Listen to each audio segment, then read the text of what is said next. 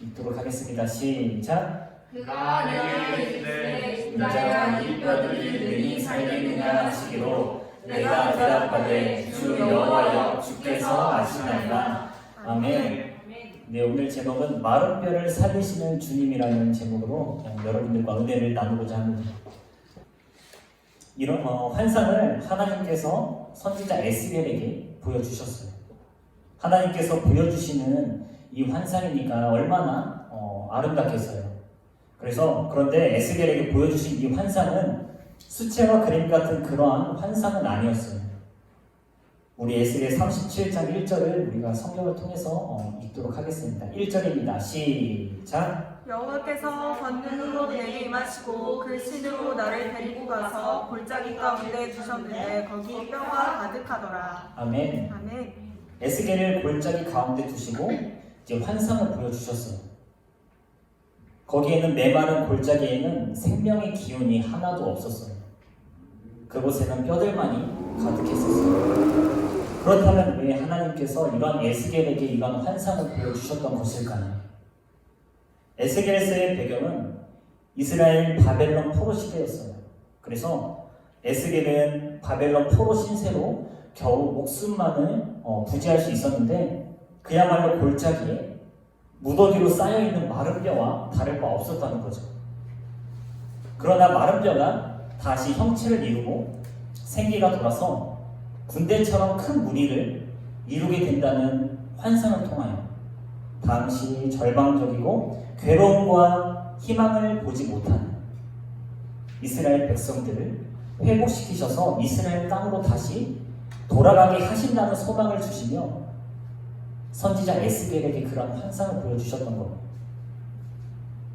에스겔에게 이렇게 질문해요. 3절을 통하여서 에스겔아, 이 뼈들이 살아날 수 있겠느냐?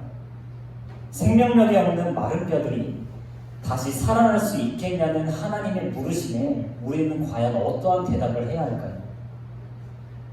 자, 사는 게 퍽퍽하다는 말이 있어요.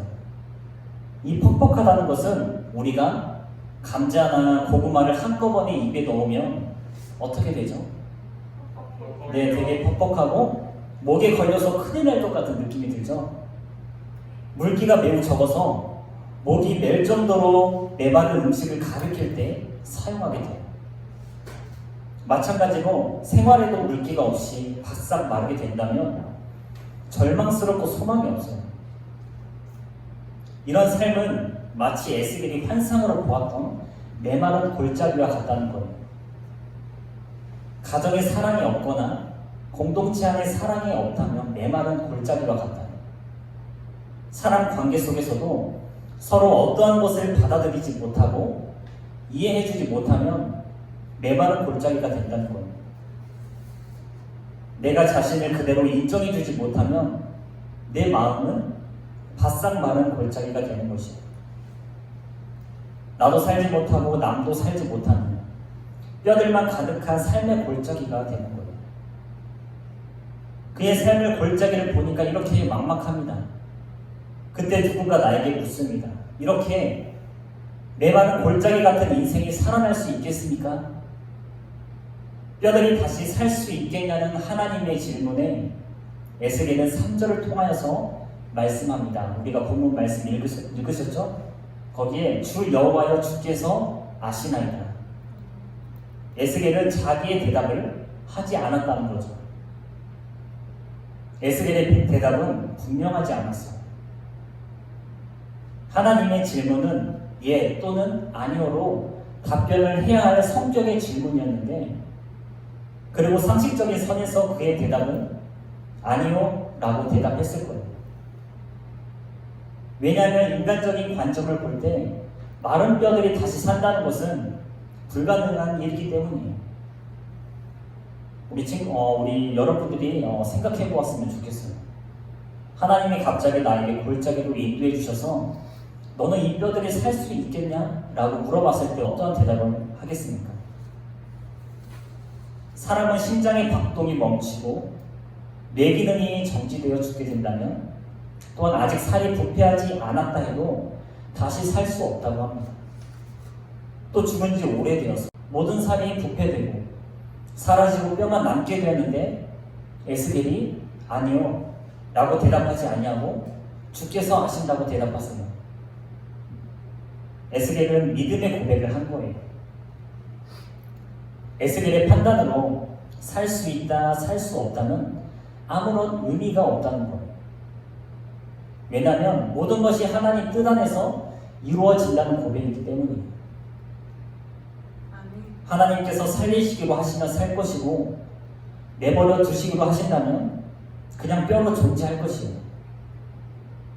우리도 에스겔과 같은 이러한 대답을 해야 합니다. 퍽퍽한 내 인생이 살 수 있을 것인가? 내가 보기엔 이렇다.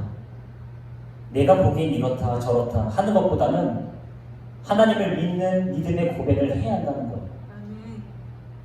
우리가 물기가 없고 소망이 없는 인생일지라도 하나님께서 살릴 방법을 알고 계신다는 거예요. 때문에 우리는 그러한 하나님을 믿는다고 고백합니다. 오직 하나님께서는 물기 없고 메마른 우리 사회를 되살릴 방법이 있는 줄로 믿습니다.